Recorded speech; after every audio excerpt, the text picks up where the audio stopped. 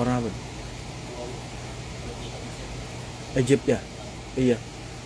Kenapa? Ada di mana? Oh iya.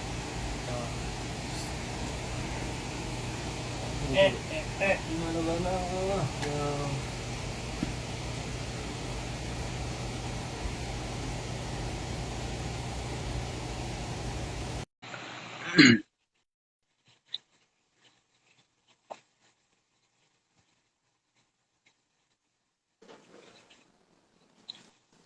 Assalamualaikum Kiai Taufik. Waalaikumsalam warahmatullahi wabarakatuh. Sehat Kiai? Alhamdulillah. Alhamdulillah. Jadi biasanya berapa orang yang ikut hadir? Biasanya waktu kemarin itu sekitar 70 ya. Oh, Nggih. dari Mesir tuh. Nggih Yai. Di Mesir Yai. Waduh, jadi kangen pengen makan tokmiyah. Alah ya lah Yai sini lagi. Insya Allah mudah-mudahan bisa ke situ lagi. Insyaallah amin amin amin. Nggih. Bentar. Nggih.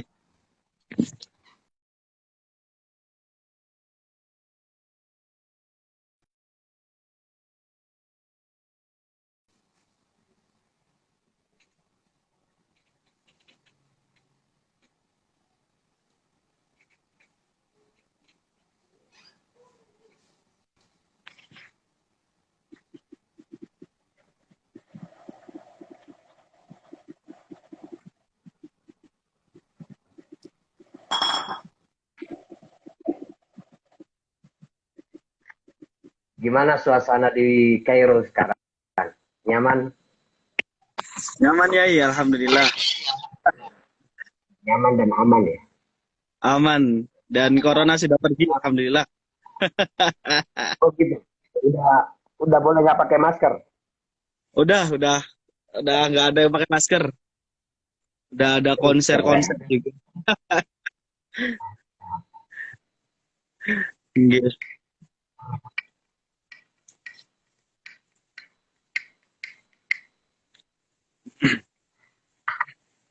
Nggih.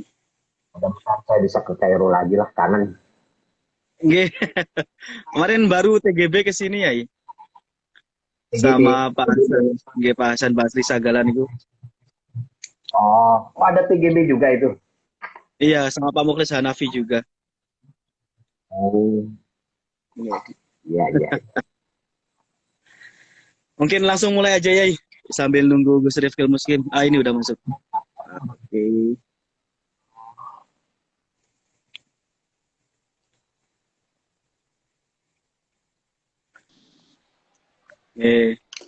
Selamat datang buat Gus Rifkil Muslim yang sudah bergabung, alhamdulillah. Ini nanti maaf ya saya. Waalaikumsalam Gus, sehat Gus. Alhamdulillah, habis main bola tapi. Oh mantap. Saya belum berani main bola, baru lari-lari aja, olahraga biasa aja. Kalau main bola, berat. Tapi main tinju ya, iya. Oh iya. Oh, keren. Kalau main futsal kan capek Iya. banget.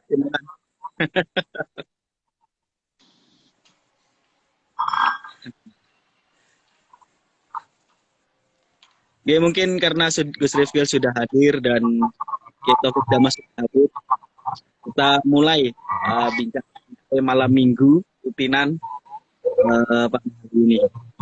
Bismillahirrahmanirrahim. Rabbi syrah li sadri wa yassir li amri wahlul 'uqdatam min lisani yafqahu qawli.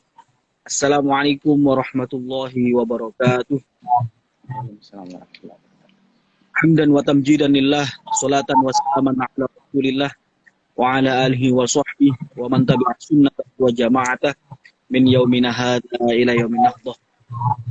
Yang saya hormati Kiai Taufik Damas selaku Wakil Khatib Syuriah PWNU DKI Jakarta, dan yang saya hormati juga Gus Rifkil Muslim, Kiai Muda Nahdlatul Ulama sekaligus pengasuh Pondok Pesantren Manbaul Hikam Kaliwungu, Jawa Tengah. Manula Hikmah nggih. Ya. Dan saya hormati pula seluruh hadirin sahabat-sahabat Nuisme yang sudah setia setiap malam minggu hadir di Instagram kami, Instagram nuisme.id. Kali ini insya Allah kita akan berbincang santai tentang Taliban dan bangkitnya Ormas lama yang semangatnya eh, bergejolak kembali setelah melihat Taliban menang. Bahkan kita lihat sendiri beberapa hari lalu Ormas tersebut juga mendeklarasikan diri dengan singkatan yang sama, tetapi dengan arti yang berbeda, maksudnya dengan panjangan yang berbeda. Gitu. Orangnya itu saja, dan kita akan mendengarkan gimana paparan dari Kiai Mas dan Gus Tifil.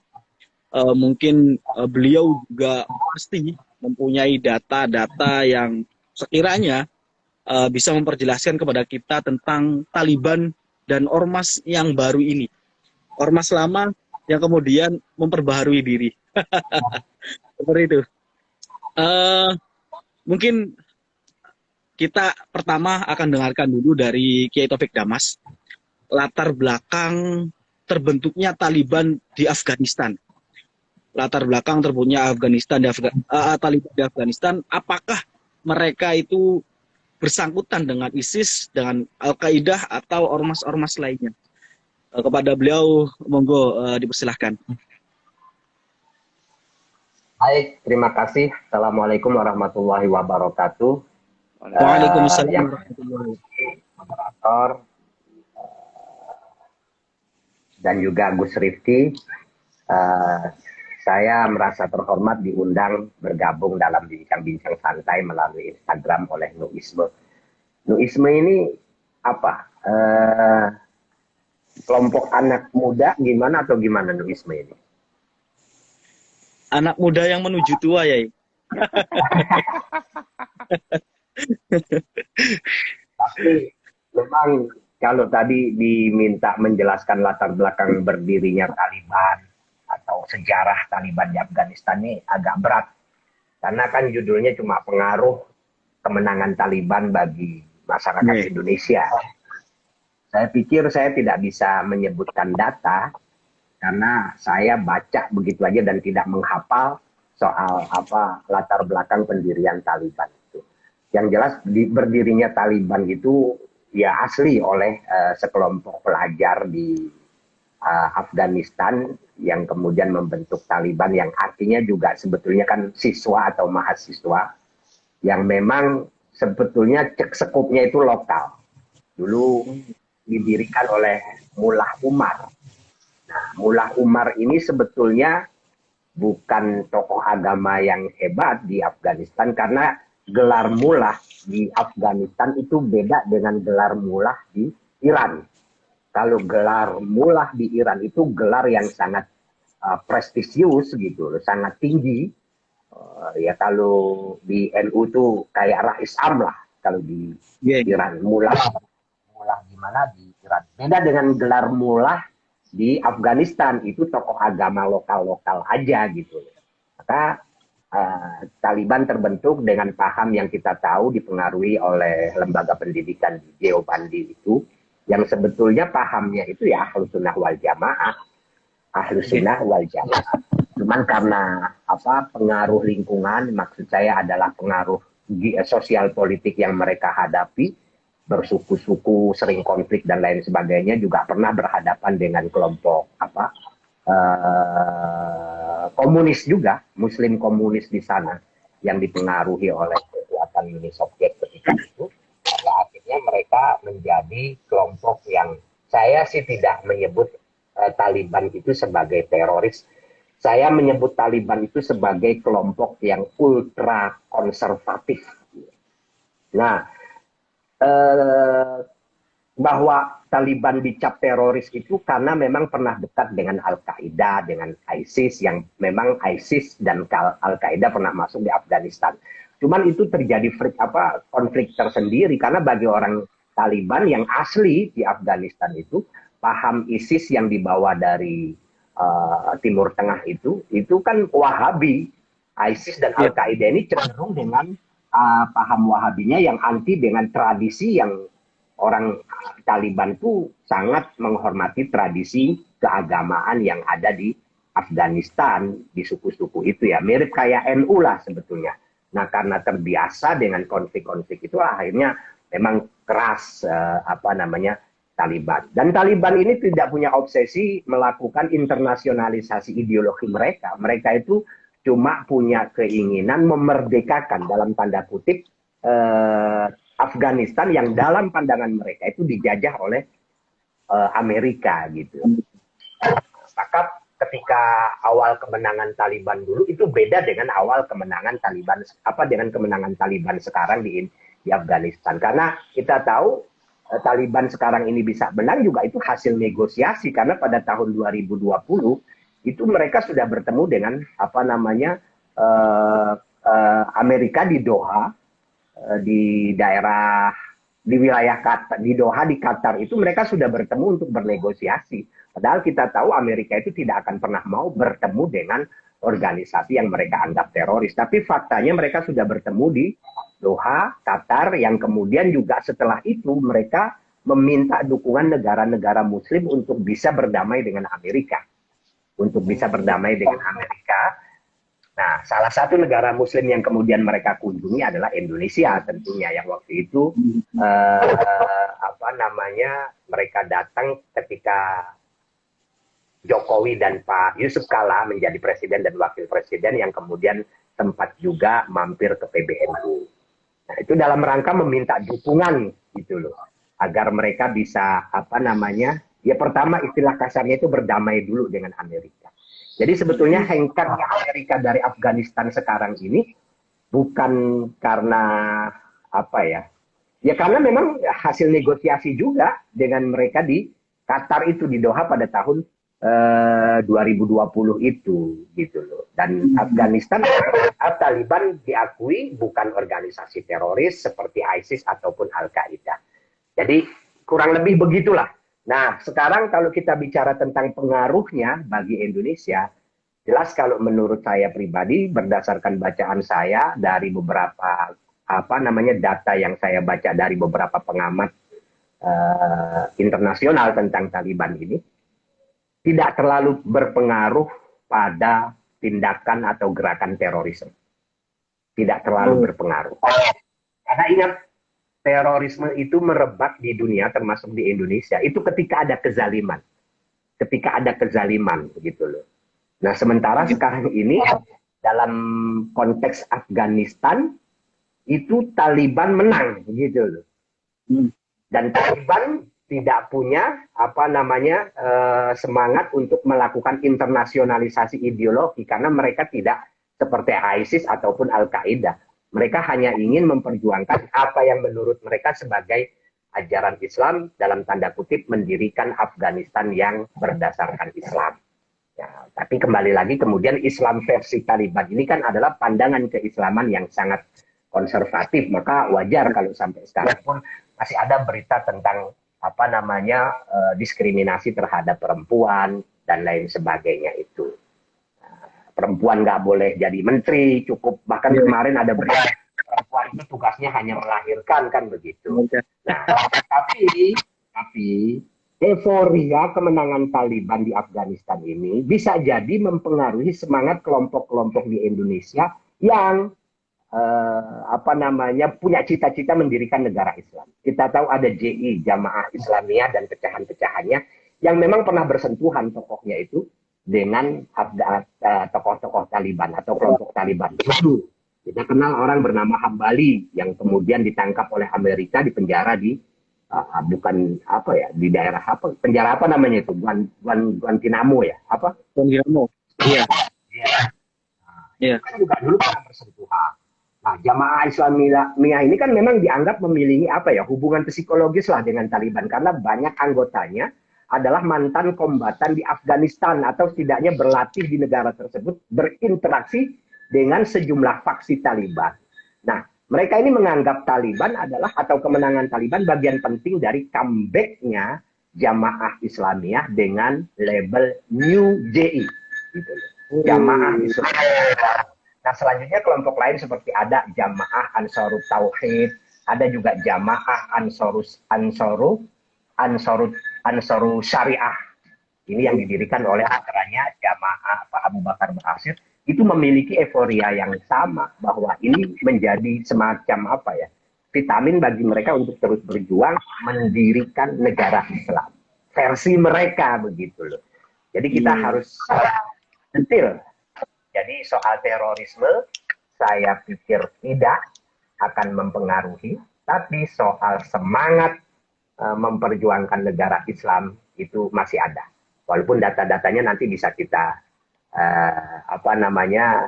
lebih detail, itu pasti ada di tangan para pengamat itu. Nah, jadi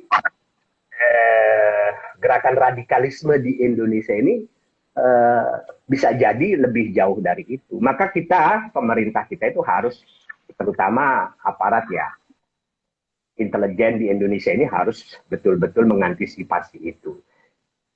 Tapi yang bahaya juga ada sekelompok orang yang entah berafiliasi ke Jamaah Islamiyah atau enggak, tapi mereka itu memiliki semacam euforia bahwa kemenangan Taliban di Afghanistan itu adalah kemenangan Islam. Nah, ini yang bahaya sebetulnya.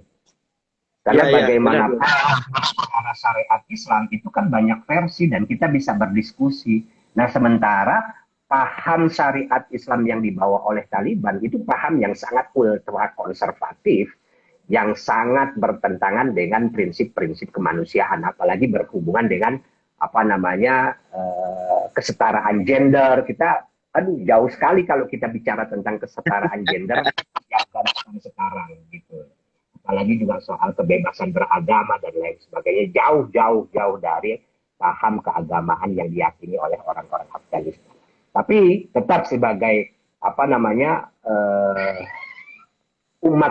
umat manusia di dunia ini, kita tetap harus memiliki harapan. Mudah-mudahan Afghanistan bisa menjadi satu negara yang normal di bawah kekuasaan kemenangan Taliban itu, dan Taliban bisa lah kemudian melakukan semacam moderasi pemikiran keagamaan sehingga bisa diterima oleh umat manusia di dunia ini. Dan negara-negara luar, terutama negara-negara yang kuat, termasuk kita Indonesia ini, harus mendorong itu, mendukung terciptanya negara yang kuat, negara yang normal di Afghanistan, yang kemudian juga mampu menyatukan faksi-faksi yang ada di sana.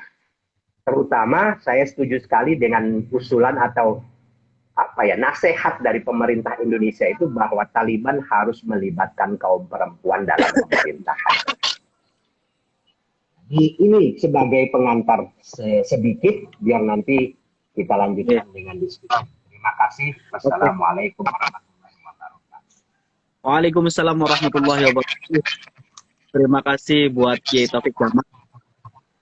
Sedikit menjelaskan tentang latar belakang terbentuknya Taliban, kemudian sedikit juga tentang pengaruh dari kemenangan Taliban di Afghanistan. Nah, sekarang saya coba berpindah ke Gus Rifkil Muslim.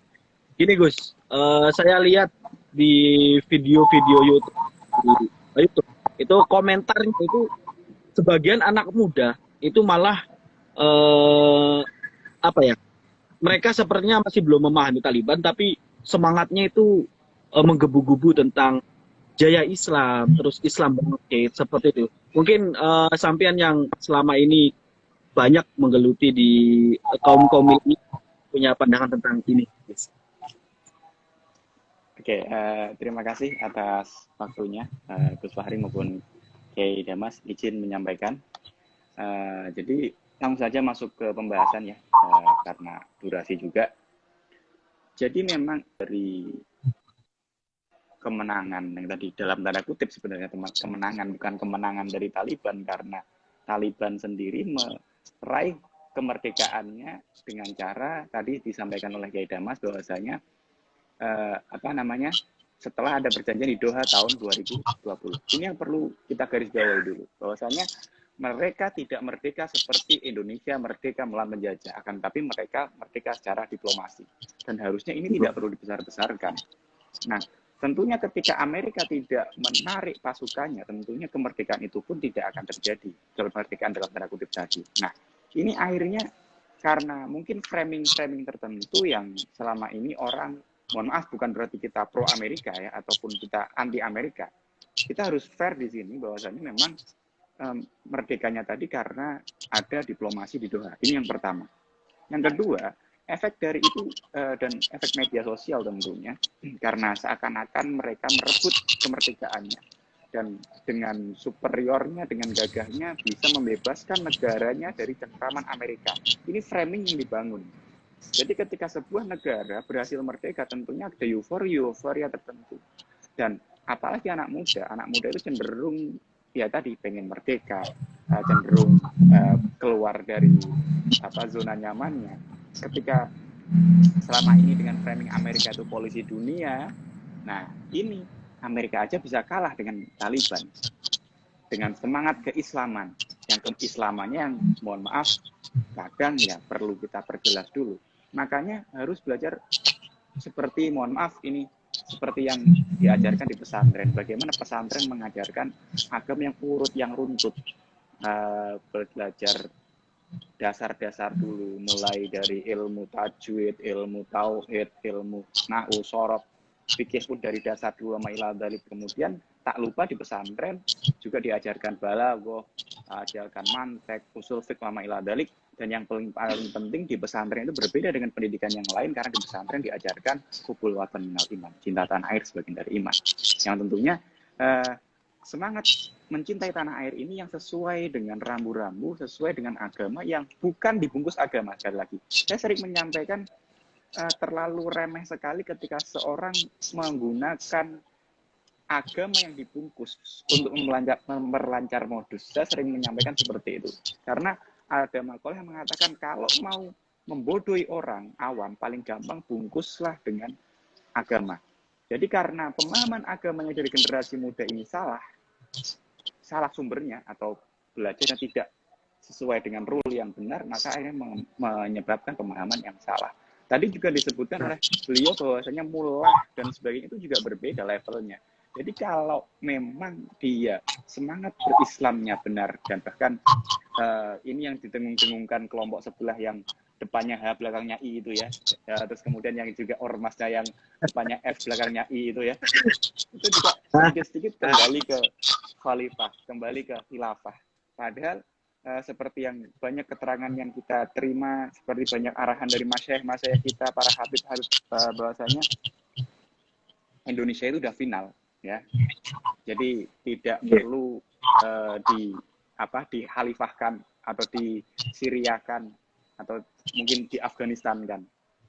Karena akan menjadi sangat berbahaya sekali. Dan jujur kalau misalkan memang hukum Islam yang diterapkan yang sama di sini, justru kita akan menjadi kerepotan. Karena Indonesia itu ya memang seperti ini, mengakui 5 agama dengan segala toleransinya, dengan segala budaya, bahasa yang Bhinneka Tunggal Ika. Mungkin seperti itu. Jadi perlunya di generasi paling dasar, di basic.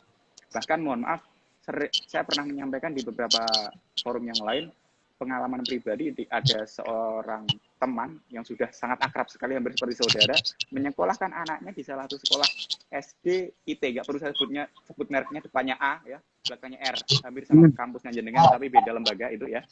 Nah itu mereka cuma meliburkan hari-hari besar Islam saja, padahal Indonesia mengakui 5 agama. Kemudian teman saya ini bertanya kepada gurunya, boleh tidak ketika nanti anak saya ketika libur hari besar misalkan Kristen, Katolik, Hindu, Buddha diliburkan? Jawabannya silahkan, akan tapi ya tetap harus izin karena sekolahnya tidak libur. Dan saya tanya, kenapa sampean kok kekeh seperti itu? Versi teman saya ini mengatakan, saya memang mau mengajarkan anak saya, Gus, bahwasanya Indonesia itu terdiri dari 5 agama dengan segala toleransinya. Dan bahkan ini mungkin teman saya agak vokal ini ya, ketika mohon maaf, ketika takbiratul ihram saja dibahas, setelah takbiratul ihram itu doa iftitahnya pakai Allah Akbar kabir atau yang lainnya gitu, karena di lembaga yang oleh anaknya itu mengakomodir yang sebelah gitu. Dan akhirnya karena tahu teman saya ini agak vokal, akhirnya dari lembaga itu mengatakan membebaskan. Jadi kalau memang basisnya orang tuanya itu NU, maka yang diajarkan adalah agama Islam yang berbasis NU. Ketika selain NU nggak boleh sebut mereknya, maka diajarkan yang sesuai dengan ajarannya. Nah, ini yang mungkin perlu diperjelas bagaimana kita, apalagi yang tadi itu muda menjelang tua, ya, nanti kalau sudah punya istri, punya anak, jangan sampai nanti memilih pendidikan yang tidak jelas. Jadi karena awalnya tidak jelas, maka terus-terusnya juga tidak jelas. Mungkin seperti itu. Bisa disambung dengan Q&A dari teman-teman yang sudah mulai bermunculan itu. Siap. Terima kasih Gus Rifki pemaparannya. Sekarang kita kembali lagi ke Taufik Damas.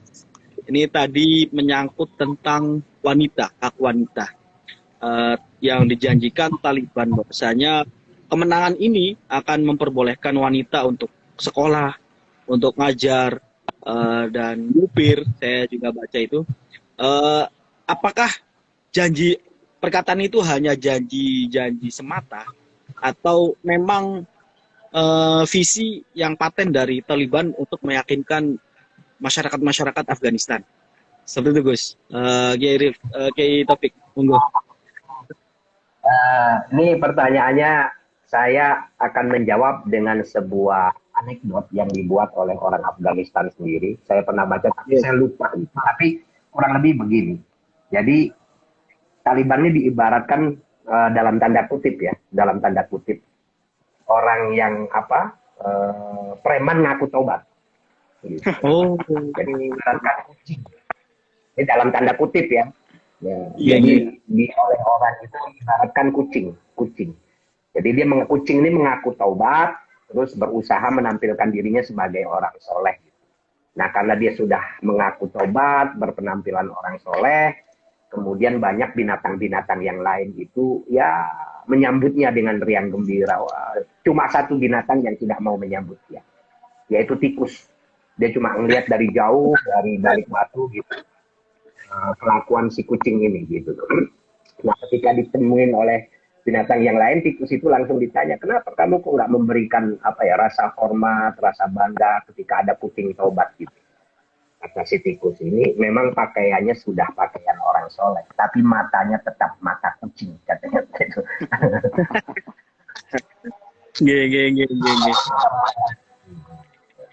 Tadi monggo Yai. Saya secara pribadi melihat ya, memang tidak mudah untuk terjadi perubahan yang drastis di sebuah kelompok seperti Taliban ini yang terlalu lama berada di luar kekuasaan dengan paham keagamaan yang ultra konservatif. Ketika dia berkuasa, pada hakikatnya, apalagi ketika kita tahu sudah ini sebetulnya hasil negosiasi dengan Amerika, karena tahun 2020 itu mereka bertemu dengan utusan Amerika di Doha, Qatar itu, dan ketika itu yang menarik juga pemerintah resmi Afghanistan tidak dilibatkan dalam pertemuan itu gitu loh. Jadi seolah-olah Taliban memiliki daya tawar lebih besar di mata Amerika dibanding pemerintah Afghanistan yang lalu gitu loh. Nah, ketika dia sudah bersentuhan dengan kekuatan asing dan sekarang dia berkuasa, mau tidak mau dia akan merubah cara pandang pemikirannya dalam mengelola negara gitu loh. Termasuk soal pandangan keagamaan yang selama ini ultra konservatif gitu loh. Ya kan, mau nggak mau harus menyesuaikan diri dengan pergaulan dunia, dengan nilai-nilai yang lebih universal, soal HAM, soal kesetaraan gender, dan lain sebagainya, soal apalagi memperlakukan orang-orang yang mungkin beda madhab, beda agama di dalam negara. Saya pikir sih, saya secara pribadi tetap berharap betul-betul terjadi perubahan. Cuman memang agak berat karena di dalam Taliban sendiri ya tentu ada faksi-faksi yang belum tentu bisa beradaptasi dengan kekuasaan sehingga kekuasaan atau negara Afghanistan itu bisa bergaul dengan bangsa-bangsa lainnya di dunia ini. Maka perlu sekali dukungan dari negara lain gitu loh untuk terjadi moderasi supaya Afghanistan itu betul-betul menjadi negara yang bisa bergaul dengan bangsa-bangsa di dunia ini secara terhormat. Ya, syaratnya itu tadi harus menyesuaikan diri gitu loh. Harus menyesuaikan diri. Nah, kembali ke soal pengaruhnya, kita pernah juga tahun berapa? Revolusi Iran. Itu pernah kan revolusi Iran ketika kelompok Islam di Iran itu menang gitu kan, terjadi revolusi. Di Indonesia juga euforianya luar biasa ketika itu. Euforianya luar biasa. Tapi apakah kemudian berpengaruh pada gerakan terorisme? Kan tidak juga. Gitu loh. Tidak berpengaruh pada gerakan terorisme. Atau juga apakah mempengaruhi Indonesia menjadi kelompok kekuatan Iran di Indonesia? Atau Iranisme katakan begitu, besar di Indonesia kan enggak juga. Tapi tetap ini warning bagi aparat, terutama aparat intelijen untuk bisa mendeteksi. Karena orang dari BIN, Pak Wawan juga pernah mengatakan, ini ada datanya di sini, saya pernah baca, ya memang mendeteksi adanya konsolidasi kekuatan fundamentalisme Islam. Bukan kekuatan teroris, tapi kekuatan fundamentalisme Islam. Jadi itu yang bisa saya sampaikan. Silakan selanjutnya. Yeah. Sebelum ke Gus Rifki, tadi Kiai Taufik sempat menyinggung kedatangan Taliban ke Indonesia.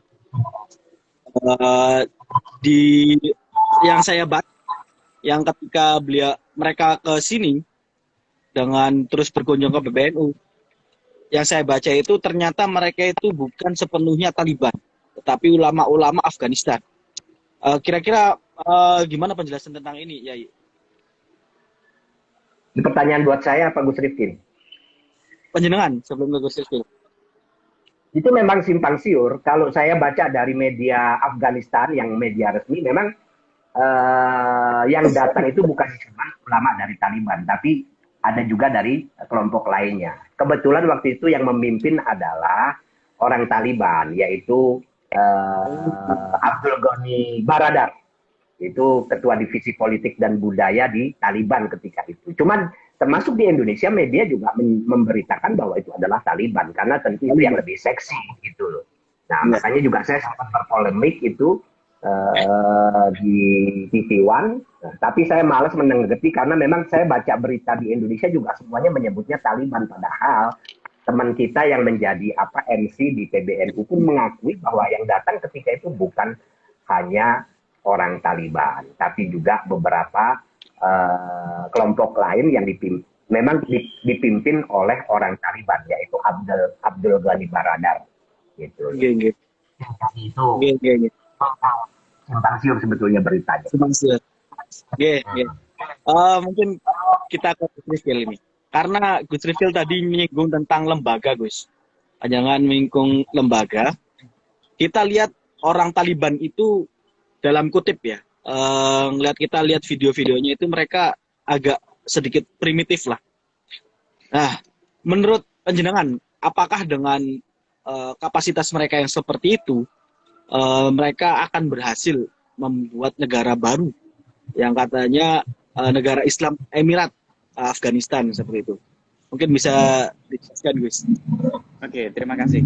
Saya justru ini saya pikir ada kaitannya dengan yang disampaikan oleh beliau tadi, bahwasanya memang ada pertemuan antara Afghanistan yang diwakili justru Taliban. Kenapa tidak pemerintah yang sah? Ini yang perlu kita kuliti lagi sebenarnya. Kenapa kok Amerika di Doha itu justru bertemu dengan Taliban, bukan pemerintah yang sah?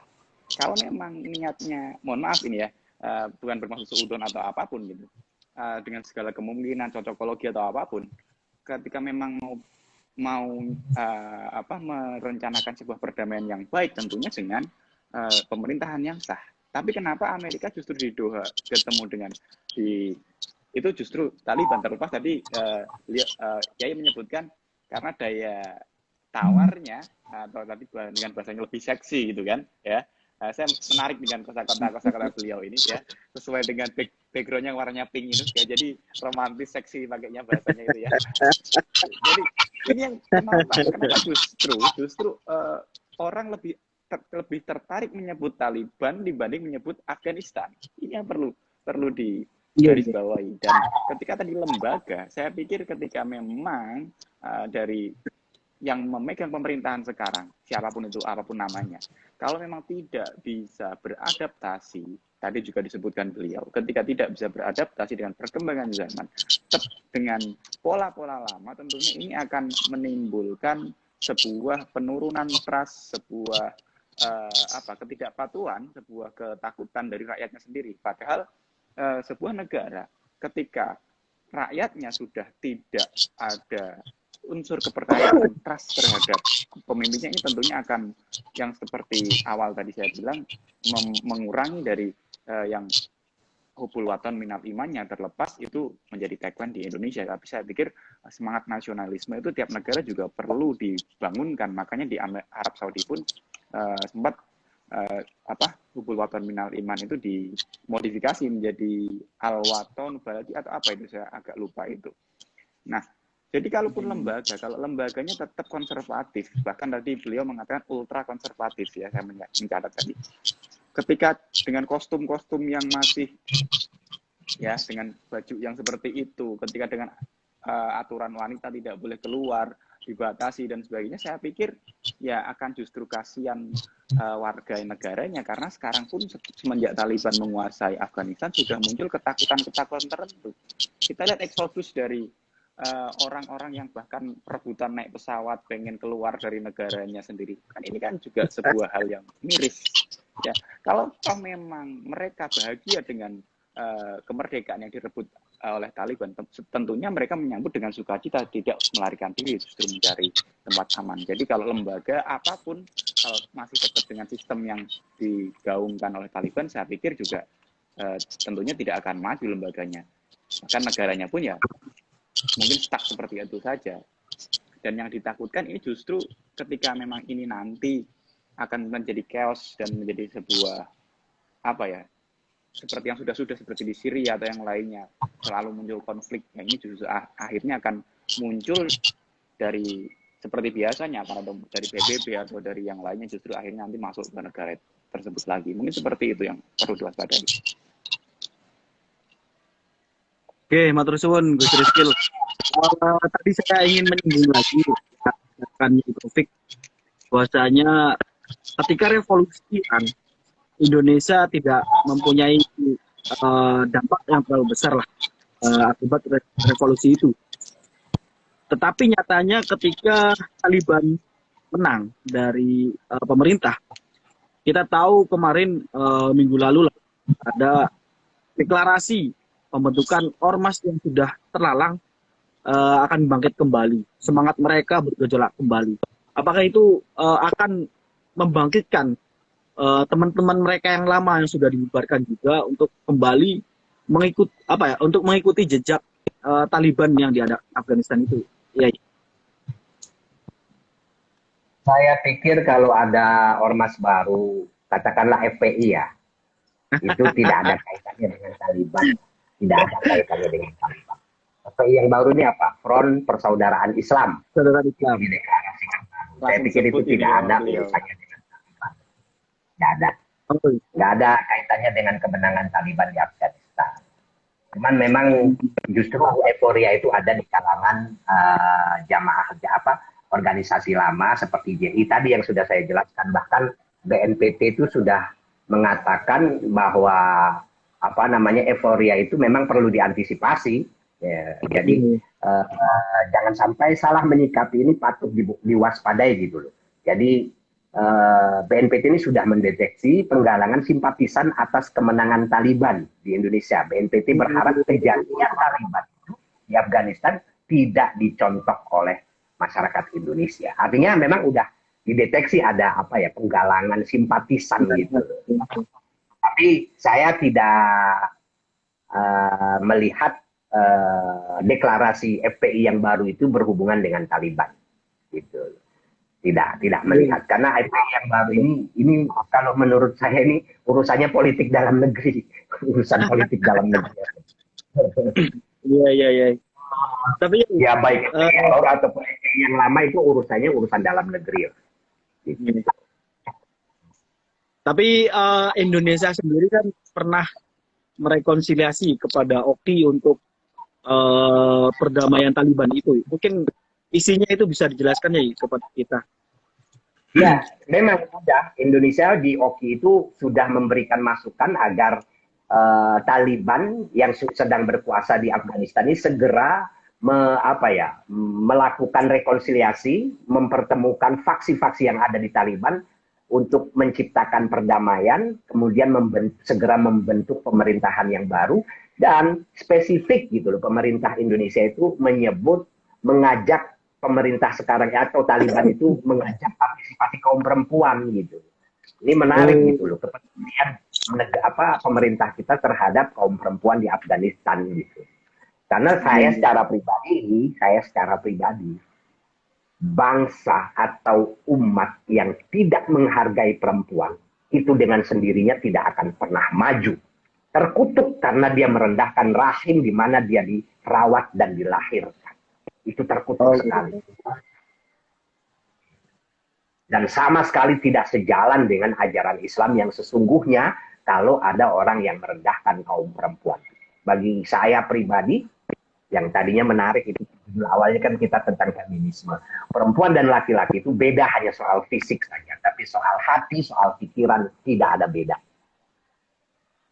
Soal fisik ya tentu kita memang beda dengan perempuan, dan juga bahkan lebih hebat perempuan bisa hamil selama 9 bulan, itu luar biasa itu.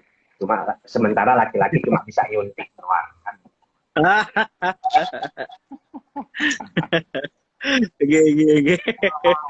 Bisa hamil, bisa menyusui, wow dahsyat itu.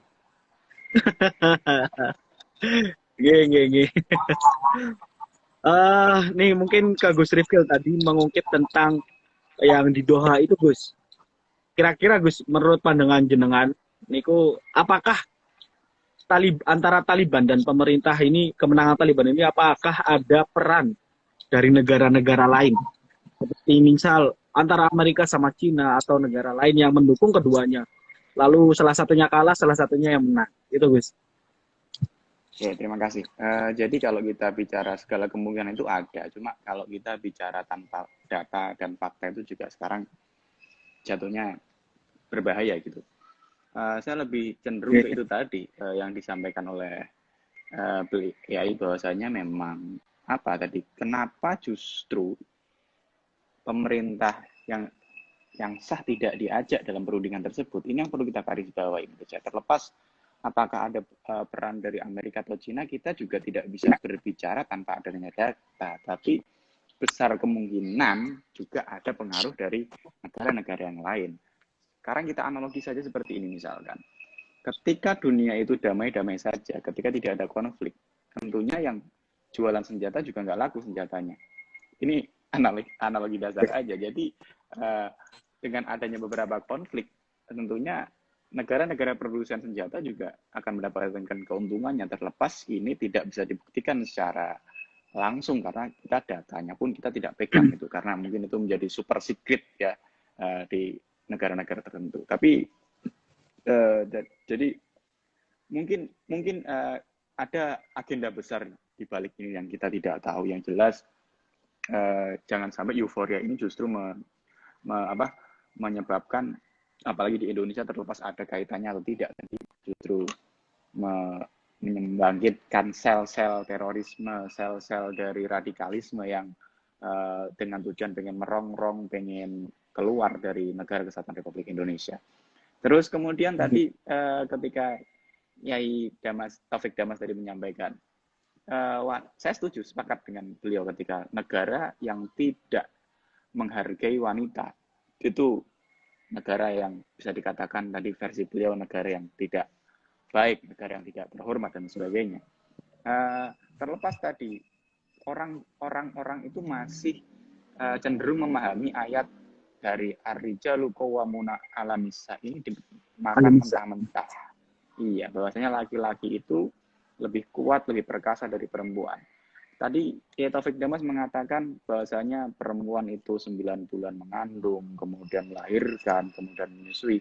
Iya, itu memang luar biasa. Dan bahkan saya masih ingat waktu saya dulu sekolah MTS itu, Saya masih ingat ketika ada salah satu teman saya dulu bertanya, laki-laki atau perempuan itu kuat mana? Saya spontan menjawab waktu itu kuat laki-laki dong, berdasarkan ayat tadi, ar-rijalu qawwamun 'alan nisa tadi.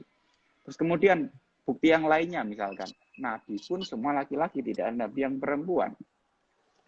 Dan superhero pun ya kebanyakan juga kalau kita bicara film-film superhero itu juga rata-rata laki-laki.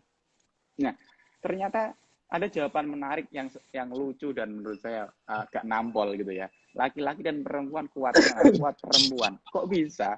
Karena perempuan kemana-mana bawa 2 gunung tidak pernah mengeluh dan dia selalu santai-santai saja. Itu luar biasa. Menurut itu joke yang wow gitu, dan saya udah langsung semua teori saya, semua jawaban saya tadi bisa dimentahkan dengan satu jawaban joke yang yang justru bisa membantah ribuan teori tadi. Jadi sepakat saya dengan beliau bahwasanya memang bangsa yang baik adalah bangsa yang menghargai perempuan, karena ya memang disitulah peradaban dimulai, dan dari ibulah memang madrasah pertama dari anak-anak didiknya. Seperti itu. Jadi kaitan dengan yang tadi, apakah memang ada peran negara lain, baik itu tadi disebutkan Amerika atau Cina atau Rusia dan lain, sekali lagi kalau kita tidak ada data sekarang akan berbahaya berbicara. Cuma kemungkinan itu mungkin saja ada. Dan yang masih menjadi misteri tadi, yang kenapa kok justru yang diajak untuk berdiskusi bukan pemerintah Afghanistan yang sah, kenapa justru dari kelompok Taliban ini yang diajak untuk dengan pemerintah Amerika di Doha tahun 2020 ini yang sebenarnya yang menjadi misteri itu, kenapa gitu. Dan karena kenapa kok lebih menjual Taliban dibandingkan Afghanistan. Seperti itu mungkin Kiai bisa menambahkan mungkin. Siap Gus. Kita kembali ke topik Damas. Kita saya sempat membaca ketika Taliban mendatangi PBNU ke Indonesia, itu ada artikel tentang bahwasanya Taliban akan menerapkan Islam yang ada di Indonesia. Seperti apa yang Islam yang ada di Indonesia? Islam Nusantara, Islam berkemajuan, seperti itulah Islam ciri khas Indonesia. Nah, menurut Kiai sendiri, apakah Islam Indonesia itu bisa diterapkan di Afghanistan? Seperti itu ya? Ya namanya orang belajar itu wajar. Tapi apakah Islam di Indonesia ini akan bisa diterapkan di Afghanistan? Itu kan pertanyaan yang terlalu sederhana. Seolah-olah paham keagamaan itu sebentuk teknologi yang kemudian diambil dari satu tempat, dipindahkan ke tempat yang lain.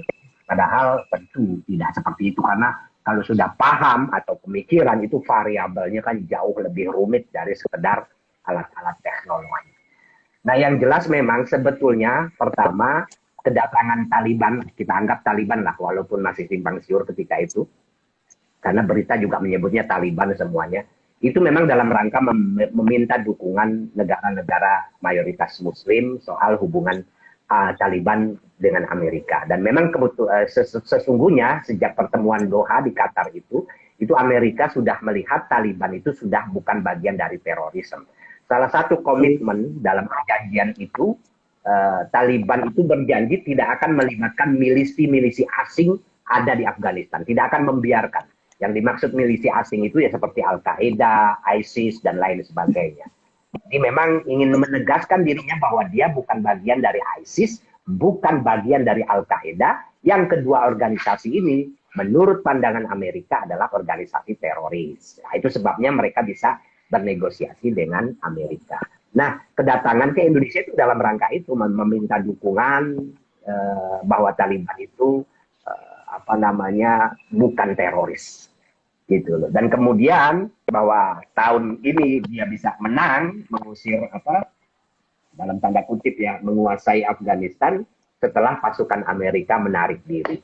Ini jadi memang tidak bisa dilepas dari pengaruh Amerika sebetulnya. Jadi salah betul kata Gus Rifki kalau menyamakan kemerdekaan Indonesia, kemenangan Taliban dengan kemerdekaan kita merebut kemerdekaan RI, jauh banget gitu. Apalagi tempo hari ada yang menyamakan dengan Fathu Makkah, ampun deh. Jauh, jauh, jauh, jauh. Iya, iya, iya. Negara kita kan merdeka itu betul-betul kita mengusir penjajah kita itu. Gitu. Nah, jadi sekali lagi, memang, tapi kalau antisipasi apa namanya paham yang dibawa apa yang ada pada Taliban bagi Indonesia, ya sebetulnya saya sering bilang apa sih yang ditakutkan dari Taliban ultra konservatif seperti contohnya diskriminasi terhadap perempuan gitu loh. Kemudian juga ada pemaksaan cara berpakaian, kemudian juga ada doktrin-doktrin yang sangat eksklusif gitu loh. Ya semuanya itu sebetulnya kan di Indonesia juga sudah ada kelompok-kelompok tertentu yang model-model begitu gitu. Bahkan terorisme juga sudah ada di Indonesia. Ya bagi saya yang penting ya kerja-kerja kita ini memberikan penyadaran kepada bangsa Indonesia soal paham keagamaan yang baik dan benar gitu loh. Nah soal apa namanya yang bisa kita sebut dengan Islam Nusantara ke atau Islam yang rahmatan lil alamin ke, pokoknya umat Islam di Indonesia ini jauh lebih baik dibanding umat Islam di negara manapun soal bagaimana mendamaikan antara agama dan nasionalisme. Jadi orang Filipina itu gerombolannya Nur Miswari itu bingung juga melihat apa namanya ketika melihat NU yang umatnya itu jumlahnya itu 100 jutaan ormas Islam, tapi kok tidak pernah punya cita-cita mendirikan negara Islam gitu loh. Itu bingung itu orang-orang itu. Nah, kan saya kuncinya apa aja? Kalau kita bisa menjawab dengan sederhana, karena bagi kita tidak perlu apa namanya mendirikan negara Islam gitu loh. Karena di dalam Islam tidak ada konsep baku tentang bentuk kenegaraan, tidak ada.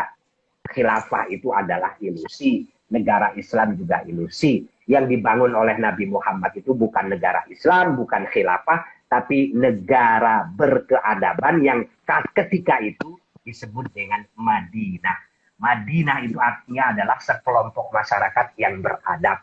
Nah, masyarakat yang beradab itu cirinya dua, yaitu cinta ilmu pengetahuan dan menghargai perbedaan. Maka keren sekali kalau kita baca Piagam Madinah itu, rumusan Nabi dan orang-orang di kota Madinah ketika itu dahsyat sekali itu. Dahsyat karena apalagi di abad itu di mana masyarakat masih sangat terbelakang di timur dan di barat, tapi kok ada masyarakat di Madinah yang sudah merumuskan satu konstitusi tertulis pertama yang isinya itu sangat menghargai keberagaman, baik keragaman suku ataupun keragaman agama itu.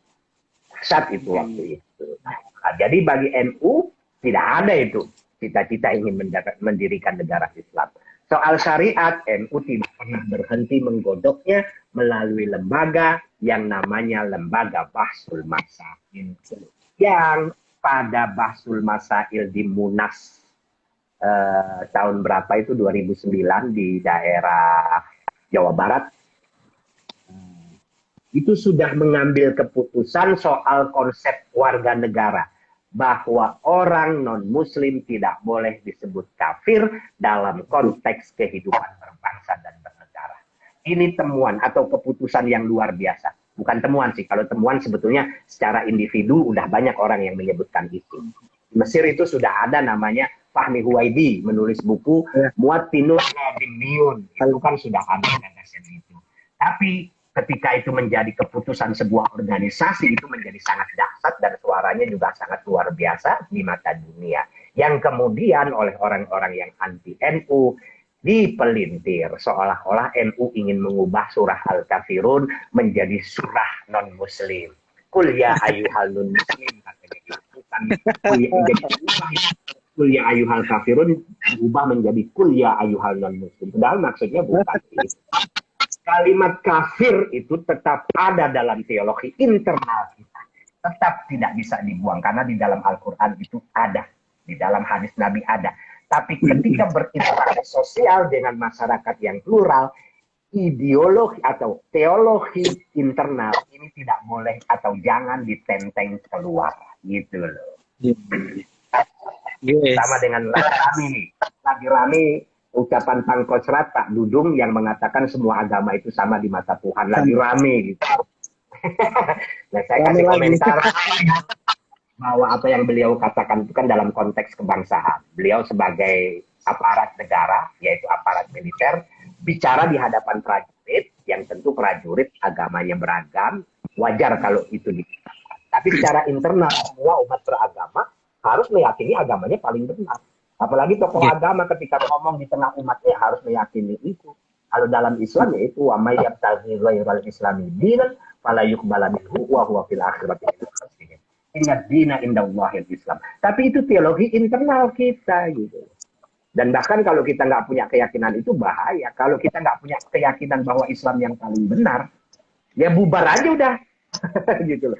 Begitu juga kelompok umat yang lain, agama yang lain juga. Itu hak mereka di ruang-ruang mereka sendiri. Gitu. Tapi ketika sudah bicara konteks negara di hadapan negara dengan ideologi Pancasila dan Undang-Undang Dasar 45, semua negara, semua agama kedudukannya setara. Gitu. Iya. Siap. Aku dulu waktu Pilkada Jakarta dukung Ahok.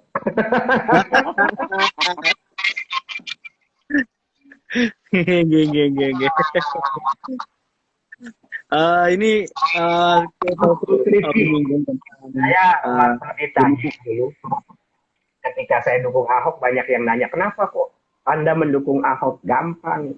Saya kan orang NU. NU itu kan sudah menerima Pancasila dan Undang-Undang Dasar 45. Ya kan?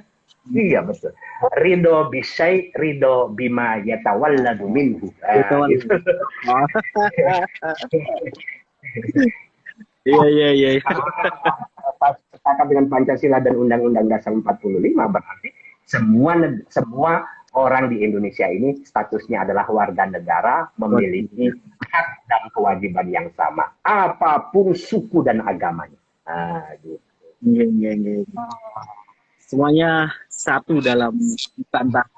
Nah, tadi Kiai Taufik Damas menyinggung tentang bagaimana ideologi Nahdlatul Ulama, ideologi Islam yang ada di Indonesia. Sekarang saya mau ke Gus Rifkil. Kita tahu Gus, di Malaysia itu sudah berdiri Nahdlatul Ulama Malaysia. Itu bukan PCI.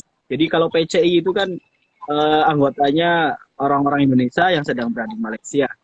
Tetapi di Malaysia ada Nahdlatul Ulama yang didirikan oleh pribumi mereka sendiri.